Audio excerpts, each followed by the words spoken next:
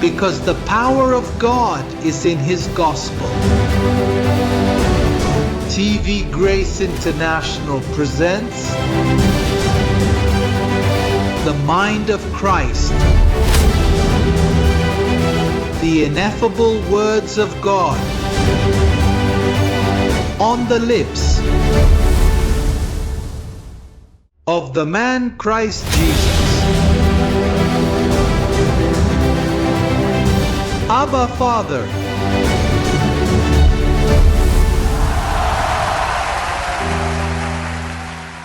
Miaka 2000. Kanisa halijazungumzia predestination, ingawa wengi wanaamini lakini hawaielezi. Kutokana na hofu zao, wanaona hii ni njia fulani inayoweza kugeuka kuwa uhuru wa kufanya dhambi. Lakini predestination ndio uti wa mgongo wa Ukristo. Bila predestination hakuna Ukristo. Mwamini, kiongozi, mchungaji yeyote hawezi kuwa mjinga kuhusu predestination. Na zaidi ikiwa anajiita mchungaji. Fikiria, predestination ni karibu 90% ya Biblia nzima. Huoni kwamba hapo inahusisha tabia ya Mungu, mamlaka, amri, kusudi? Fikiria, ni kama Mungu aliacha dunia ikiwa imetupwa ovyo ili itatue matatizo yake. Ndiyo, ni muhimu sana. Kwa hiyo nawaalika msikilize kwa makini, na mnaweza kuchukua maelezo kuhusu aya za Injili tutakazowasilisha leo. Hata kurekodi kipindi, kwa hiyo vizuri, twende mbele na mada. Inaitwa uhuru wa kupenda na predestination. Andika kichwa: uhuru wa kujiamulia na predestination. Mtume, tukianza moja kwa moja na mada. Neno uhuru wa kujiamulia. Je, neno uhuru wa kujiamulia lipo Biblia? Mungu anazungumza juu yake? Ni la kibiblia? Linakubaliana na ukweli? Martini, nitazungumza nawe na hadhira yangu. Uhuru wa kujiamulia ni moja ya maneno yenye matusi zaidi linapokuja suala la kumhusu Mungu. Kwa maana nyingine, uhuru wa kujiamulia ni karibu kama, ningesema ni la kulaaniwa, la kutukanwa. Kwa nini? Kinachosemwa ni kwamba mwanadamu ana uhuru wa kujiamulia kumkubali Mungu. Mwanadamu anampa Mungu mpango, wakati Mungu ndiye aliye na udhibiti. Anasema hakuna nywele moja inayoanguka kichwani mwako bila yeye kujua. Anasema amezihesabu. Hata ndege mdogo haanguki chini bila Mungu kujua. Kwa hiyo uhuru wa kujiamulia haupo kwa wokovu. Kile kinachokuwepo ni jukumu baada ya kuokoka. Baada ya kujua mambo ya Bwana na Mungu amejidhihirisha kwako, kuna jukumu linatokea kuhusiana na hilo. Kwa mfano, Martini, kama utaniambia, mtume, unapendelea kusema Mungu akubariki au ubarikiwe, hapo kama tunaweza kusema uhuru wa kujiamulia. Hawakusema, Martini, tumebarikiwa kwa sababu ndicho kinachosemwa na Injili. Mungu akubariki ndicho alichosema Musa katika Agano la Kale. Kwa hiyo hapo ninaweza kuchagua lililo jema. Lakini kuhusiana na wokovu? Kuhusu wokovu hakuna. Hapana. Ushahidi gani tunaweza kuonyesha, mtume, ambao uko Biblia, kwamba uhuru wa kujiamulia haupo? Napenda ungeusome ili marafiki zetu wapate imani zaidi na ufahamu zaidi. Yohana 15 mstari wa 16. Tazama maneno ambayo Yesu mwenyewe aliwaambia wanafunzi wake. Matendo 16:48. Ndiyo. 13:48, naomba radhi. 13:48.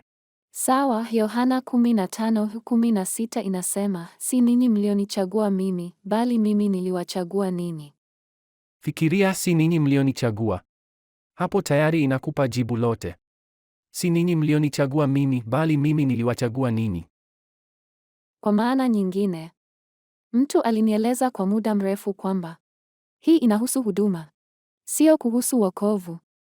Watu wengi wanaweza Lakini kwanza kabisa, jinsi walivyoweza kufikia wokovu. Tafuteni Injili, sio historia. Tazama kile ambacho Injili inasema katika Warumi sura ya 3 mstari wa 10, nadhani ni huo. Ndiyo, Warumi sura ya 3 mstari wa 10, Injili inasema, kama ilivyoandikwa, hakuna mwenye haki, hapana hata mmoja, hakuna anayeelewa, hakuna anayemtafuta Mungu. Wote walipotoka njia, wote wamekuwa wasiofaa, hakuna atendaye mema, hapana hata mmoja. Hata mmoja. Anasema hakuna anayeelewa, hakuna anayemtafuta Mungu. Ni uhuru gani wa kujiamulia tulio nao, ikiwa hakuna hata mmoja? Wa kwanza alipaswa kuvunja kanuni kwamba hakuna anayemtafuta Mungu. Sasa hivi unatafuta mambo ya Mungu na mimi pia.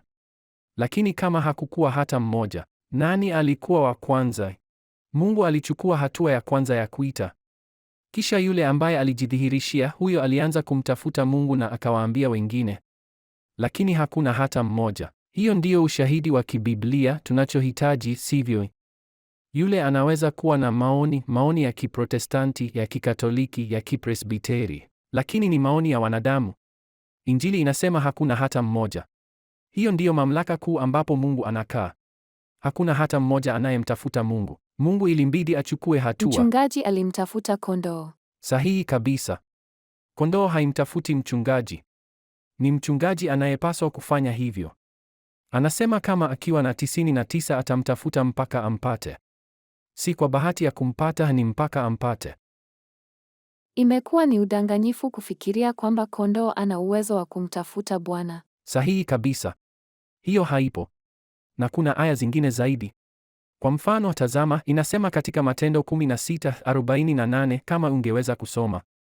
Matendo saa 16 na madakika 48. Ndiyo, saa 13 na madakika 48, naomba radhi. Saa 13 na madakika 48. 13:48 inasema, wapagani waliposikia haya, walifurahi sana na kuitukuza neno la Bwana, na wote wale ambao walikuwa wameandaliwa kwa ajili ya uzima wa milele waliamini. Anasema walikuwa wameandaliwa. Hiyo ndiyo tabia ya Mungu. Mungu anaandaa kwa wokovu. Uhuru wa kujiamulia ungekusema hapana, hawako wameandaliwa. Inategemea kama sisi tunaandaa hatua zetu. Waliamini kwa sababu walikuwa wameandaliwa. Kama sivyo, wasingeamini. Na aya iliyotangulia inamtaja Lidia. Anasema Lidia, kama ungeitoa usome, alisikiliza neno la Mungu na tazama Mungu alifanya nini. Kama Mungu asingefanya, yeye hangekuwa ameweza kulipata. Matendo 16:14 inasema, mwanamke mmoja aitwaye Lidia, muuzaji wa rangi ya zambarau, kutoka mji wa Tiatira, mcha Mungu, alikuwa akisikiliza, na Bwana akaifungua moyo wake ili asikilize kwa makini yale aliyokuwa akisema Paulo. Na kama Bwana asingeufungua moyo wake, basi yeye hangeamini. Yaani, mpango daima unatokana na Mungu kwa mwanadamu. Mpango unatokana na Mungu kwa mwanadamu, si mwanadamu kwa Mungu. Kwa sababu mwanadamu hana uwezo na hawezi kumtafuta Mungu. Tazama, kwa mfano, tazama kisa cha Yona. Mungu alimtuma Yona kwenda mjini mmoja, lakini yeye akaenda mwingine. Alimtuma Ninawi, lakini yeye akaenda Tarshishi. Na hapo tunaweza kusema mwanadamu ana uhuru wa kuchagua. Tazama uasi. Aliyemtuma alikuwa Mungu. Na Mungu anapokutuma kwa jambo, unaweza kufikiri unajiondoa kwenye kusudi hilo, lakini nyangumi humeza na kumtapika Ninawi. Na napenda sana mstari usemao, nadhani ni Yona 1:14. Unasema, sasa ninaelewa yote uliyoyapanga yametendwa. Yametendwa, ndiyo. Hiyo ni uongo, ile ya uhuru wa kuchagua. Sasa tukichanganya na mada ya hatima, utaona jinsi inavyodhibitiwa. Yaani, hatima ndiyo kiungo kinachoelezea kama kuna uhuru wa kuchagua au la. Sasa, kwa nini kwa miaka 2000 kumezungumzwa kuhusu neno hilo, au watu wameamini uhuru wa kuchagua upo? Vizuri, ni kwa sababu ya kile kinachoitwa kanisa la Kikristo ambalo halifundishi. Yaani, shida ya wewe kupuuza ukweli mmoja ni kwamba ukweli mmoja unakufanya upuuze mwingine, na unapoangalia uko katika uongo. Uongo mmoja unakupeleka kwenye uongo mwingine. Na kama unajua na hukusema, ni nusu uongo au nusu ukweli. Ni lazima useme barakoa yote ya Mungu. Kama Paulo alivyosema, kwa miaka 3 sikuacha kuwatangazia barakoa yote ya Mungu. Barakoa ya Mungu lazima itolewe kamili. Kwa hiyo ukipuuza hatima, laana ya uhuru wa kuchagua linaonekana. Ni lazima ufikie hatima, hilo linajieleza lenyewe, sivyo? Mistari kama Yohana 3:16 ambayo inazungumzia kwamba kila mtu ana uwezo. Vizuri, hilo ndilo linasema. Linasema, kwa maana Mungu aliupenda ulimwengu hata akamtoa mwana wake wa pekee, ili kila mtu anayemwamini amini. Hapana, si kwamba wanaamini. Kwa sababu wanaamini inakupa ishara kwamba ni jambo la baadaye. Lakini haisemi hivyo, Martin. Inasema ili kila mtu anayemwamini yeye. Ndiyo, ni kwamba tayari anaamini. Na tayari anaamini kwa sababu Mungu alimleta. Yaani alikuwa mwamini daima. Daima alikuwa mwamini hasa. Yeye alikuwa mtu aliyechaguliwa. Ndiyo maana tunapaswa kwenda kwenye mistari ya Kwa mfano, tazama Yohana 6 aya ya 44. Kama leo usome kitabu cha Yohana kabla ya kuingia kwenye Injili. Sawa, ni Yohana 6. Yohana 6 aya ya 44, tazama inasema nini? Mtu yeyote hatawezi kuja kwangu, isipokuwa Baba aliyenituma amvute, nami nitamfufua siku ya mwisho. Lakini hikudisi. Mtu yeyote. Mtu yeyote. Imeandikwa katika manabii, na wote watafundishwa na Mungu. Basi kila mtu aliyesikia kwa Baba na kujifunza kutoka kwake anakuja kwangu. Tafakari kile ambacho kinasema hapo Martin. Tafakari, ndiyo maana tuna maoni yetu tunapaswa kuyatoa. Tunapaswa kwenda kwenye Biblia, kwenye kile kilichoandikwa. Inasema mtu yeyote inamaanisha hakuna hata mmoja, hakuna mtu anayeweza kuja kwangu isipokuwa Baba amlete. Lakini tazama basi katika aya ya 45, tazama ukweli mrembo. Rudia aya ya 45. Tazama kile kinachosema Imeandikwa katika manabii, na wote watafundishwa na Mungu. Kwa hiyo kila mtu ambaye amemsikia Baba na kujifunza kutoka kwake anakuja kwangu. Tafakari, kila mtu ambaye amemsikia Baba. Wapi hasa? Inamaanisha kwamba wewe au yule anayekuja kwa Bwana ni kwa sababu tayari amemsikia Baba na kujifunza kutoka kwake. Alijifunza kutoka kwake. Sasa alijifunza wapi kutoka kwake? Twende sasa kwa Waefeso. Waefeso sura ya 1. Nadhani hapo tunaweza kuona kiini cha hatima. Twende kwenye mada kwa ukamilifu. Kwa ukamilifu. Tazama kinachosema. Sura ya 1 mistari ya 3 na 4. Tazama jinsi inavyosema. Mstari wa 3 unasema, ahimidiwe Mungu na Baba wa Bwana wetu Yesu Kristo, aliyetubariki kwa baraka zote za rohoni katika ulimwengu wa roho ndani ya Kristo. Mstari wa 4, kama vile alivyotuchagua ndani yake kabla ya kuwekwa msingi wa dunia, ili tuwe watakatifu na wasio na dosari mbele zake. Hapo anasema alituchagua kabla ya kuwekwa msingi wa dunia. Sasa kiasili, Martin, kile alichokichagua kabla ya msingi wa dunia kuwekwa ni roho yako, uwepo wako wa awali. Narudia, uwepo wa awali wa roho yako. Kwa sababu Paulo anasema tuna hazina hii, yaani roho yako ni hazina. Tunaishika katika chombo cha udongo. Tuna hii hazina katika chombo cha udongo. Udongo ni mwili wako wa kimwili au mwili wa wale wanaonitazama. Udongo uliumbwa na wazazi wetu. Ndiyo, baba na mama wanapokutana kwenye ndoa, basi wanatutengeneza. Wanaunda mwili wa kimwili unaofanana nao, lakini hawawezi kuumba roho. Mungu ndiye baba wa roho. Sasa roho hiyo, ndiyo maana Yohana anasema waliosikia na kujifunza kutoka kwake. Roho yako, Martin, iliumbwa kabla ya msingi wa ulimwengu na uliteuliwa ili uwe mtakatifu na bila dosari, kama ulivyo sasa mtakatifu na bila dosari, si udongo. Udongo unachafuliwa kila siku, lakini roho yako ilifanywa takatifu na isiyo na dosari kwa sadaka moja ya Kristo. Ni kamili. Ndivyo ulivyo, ndivyo nilivyo mimi. Ndivyo walivyo wote wanaonitazama, lakini hawajui. Lengo ni kujua. Ukijua, unajitajirisha katika mtu wa ndani. Kwa hiyo uliteuliwa kabla ya msingi wa ulimwengu. Tazama mstari wa 11 wa sura hiyo hiyo inavyosema. Waefeso 1 mstari wa 11 inasema, katika yeye nasi tulirithi, baada ya kuwekwa makusudi kulingana na kusudi lake, atendaye mambo yote kwa nia ya mapenzi yake. Umeona jinsi ilivyo wazi? Baada ya kuwekwa makusudi. Nini maana ya kuwekwa makusudi? Hatima yako ilipangwa mapema. Kuna neno katika Biblia alilonitaja mtu. Lakini kwa nini Petro anasema ujuzi wa awali na si kuwekwa makusudi? Kwa sababu Petro hakujua Injili. Yaani, Kristo katika siku za mwili wake hakufundisha Injili. Injili alimfundisha Paulo. Hivyo Petro katika nia yake njema aliweka ujuzi wa awali, lakini katika ujuzi wa awali kuna nafasi ya hiari ya mwanadamu. Neno ujuzi wa awali maana yake Mungu alijua, lakini anayeamua ni wewe. Lakini katika neno hilo ambalo ni sahihi kabisa, kuwekwa makusudi, hakuna nafasi ya hiari ya mwanadamu hata kidogo. Bali kuwekwa makusudi ni Mungu ana hatima yako imepangwa na wewe unamwamini kwa sababu alikujua kabla ya msingi wa ulimwengu. Aliumba roho yako. Ili kusema kwa njia rahisi, Martin, ili watuelewe, hatutatumia maneno ya kitheolojia sana. Ukweli, Martin, ni kwamba Roho yako ilikuwepo kabla ya mwili, yaani roho yako ilifanyika mwili. Ndiyo maana inasema kama watoto walishiriki katika mwili, naye pia alishiriki katika mambo hayo. Yaani Mungu aliingia tumboni mwa Maria na Mungu aliitwa Yesu wa Nazareti, naye pia alishiriki katika mwili. Waebrania 2 mstari wa 14. Roho zetu ziliumbwa na Mungu kabla ya msingi wa ulimwengu. Kinachotokea ni kwamba roho yako, Martin, ilikuwa katika hali ya kimungu. Roho yako bila mwili ni malaika. Ndiyo maana Paulo anasema tukinena lugha za malaika. Kwa nini? Kwa sababu wewe ni malaika. Unajua, ndani yako ni malaika. Ndiyo maana Paulo anasema tuna hii hazina katika chombo cha udongo, kwa sababu sisi ni hazina, na marafiki zetu wanaotusikiliza ni hazina, maisha ya thamani. Wengine wako vitani na wengine kwenye dawa za kulevya. Wengine wanateseka kwa ndoa iliyoharibika, kwa ugonjwa. Lakini hilo ni mwili. Lakini utambulisho wao wa kweli, kama ulivyo wako na wangu, utambulisho wa kweli uko katika roho, mtu wa ndani, kupitia roho. Na hilo ndilo Mungu alilokusudia. Ndiyo maana Biblia inasema kwamba uraia wetu uko mbinguni.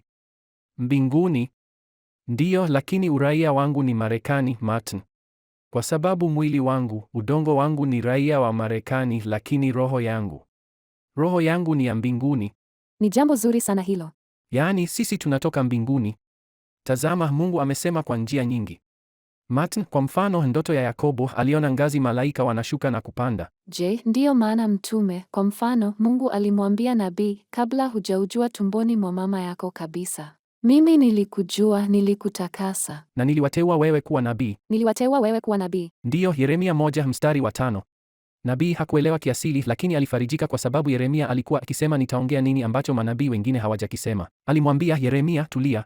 Tazama, kabla hujaundwa tumboni, yaani kabla ya kuvalishwa chombo cha udongo, kabla ya kukuvika, ulikuwepo tayari na mimi nilikujua. Niliwateua na kukupa kuwa nabii kabla ya kushiriki katika mwili. Kwa sababu hii ni ya muda tu, Martin. Hii inakufa. Roho inaenda mbinguni, na hii inakufa. Na lile andiko Mungu alipomwambia Ayubu, ulikuwa wapi nilipoiweka msingi wa dunia?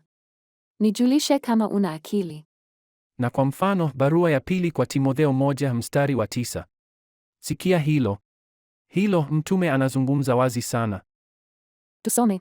Ndiyo, tafadhali soma, kwa sababu mstari wa 9 ni wa kuvutia sana. Barua ya pili kwa Timotheo 1 mstari wa 9 inasema, aliyetuokoa na kutuitia wito mtakatifu, si kwa matendo yetu, bali kwa makusudi yake mwenyewe na neema iliyopewa sisi katika Kristo Yesu kabla ya nyakati za milele zote. Neema iliyopewa sisi katika Kristo Yesu kabla ya nyakati za milele zote hizi. Neema iliyopewa. Wewe haukuwepo hapo wala marafiki zetu katika Moshi, hapana. Huko kulikuwepo Roho. Utambulisho ambao baadaye ulishiriki katika mwili. Isaya 44 anaeleza wazi jinsi roho hizo, malaika, wanawekwa katika matumbo ya wanawake. Ndiyo maana nabii anasema, nyinyi mlioletwa nami tangu tumboni. Nyinyi mliochukuliwa tangu tumbo la uzazi, ni kuletwa na kuchukuliwa, kwa sababu hizo roho zina kusudi wakati zinapokuja kwenye matumbo ya mama. Yaani kila roho inayokuja katika tumbo la mama ina kusudi katika maisha haya. Kazi za mapema. Ndiyo maana utoaji mimba humnyima hiyo roho nafasi ya kufanya kazi hapa duniani. Lakini hilo ni mada nyingine. Tutaacha hilo kwa wakati ujao. Biblia inasema tulichaguliwa naye. Tulijulikana. Wajulikana. Aliyowajua tangu zamani. Wale aliyowajua tangu zamani. Ndiyo, Warumi 8 aya ya 29. Hiyo ni muhimu sana. Warumi sura ya 8 aya ya 29. Ni muhimu kutambua aya zote hizi, sivyo? Ndiyo, bila shaka. Kwa maana aliyowajua tangu zamani, hao pia aliwaweka wakfu. Umeona? Neno uteuzi wa tangu asili linajirudia. Tazama, neno uteuzi wa tangu asili, Martin, ndilo msingi mkuu wa Ukristo. Bila hilo hakuna Ukristo. Vingine vyote ni dini tu, huko inazungumza mambo ya kipumbavu na kuonya. Mtende mema, shetani anakutafuta na jehanamu. Kwa hiyo ni lazima kwenda kwa Injili. Soma hapo. Isome yote. Bila shaka. Wale aliowajua tangu zamani, hao pia aliwaweka wakfu wafanane na mfano wa mwana wake, ili awe mkubwa miongoni mwa ndugu. Tusome pia aya ya 30. Wale aliowaweka wakfu, hao pia aliwaita. Anawaita. Si uhuru wa wazazi. Anawaita. Anawaita. Anawaita. Na anapowaita, nani asiyesikiliza? Kondoo wangu wanasikia sauti yangu. Sasa tazama anachosema, wale aliowajua tangu zamani, kabla ya kuwekwa msingi wa ulimwengu aliwajua. Kwa hiyo, kwa kuwa aliwajua huko, ndiyo maana Yohana 6 aya ya 45 inasema, wale waliofundishwa na Mungu na kusikia sauti yake, hao wanakuja kwangu. Kwa hiyo wale aliowajua tangu zamani, hawa pia aliwaita. Na wale aliowaita, hao pia aliwaweka wakfu. Na wale aliowaweka wakfu, hao pia aliwahesabia haki, na wale aliowahesabia haki, hao pia aliwatukuza. Kwa sababu ametuketi pamoja na Kristo mbinguni. Hiyo ni maana kamili. Tuko kamili kama Kolosai 2 aya ya 10, tumekamilika ndani yake. Mchungaji, mada hii nadhani inaleta faraja nyingi kwa maisha. Kwa sababu watu walifikiri wao ndio waliochagua Mungu. Na kwa kuwa walimchagua Mungu, wanafikiri wanaweza kupotea. Lakini tunapoelewa hatukuchagua Mungu bali yeye alitupenda kwanza, yeye alituchagua.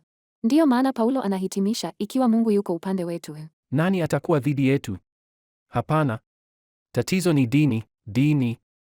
Sitazungumzia hapa Waprotestanti, Wakatoliki, hapana. Kwa sababu hii inavuka mipaka ya dini. Tunazungumzia kabla ya msingi wa ulimwengu, hakukuwa na Wakatoliki, Waprotestanti, Wamormoni, Mashahidi wa Yehova, hakuna. Ninachosema si cha sasa. Hii inavuka. Yote yalifanyika kabla ya msingi wa ulimwengu.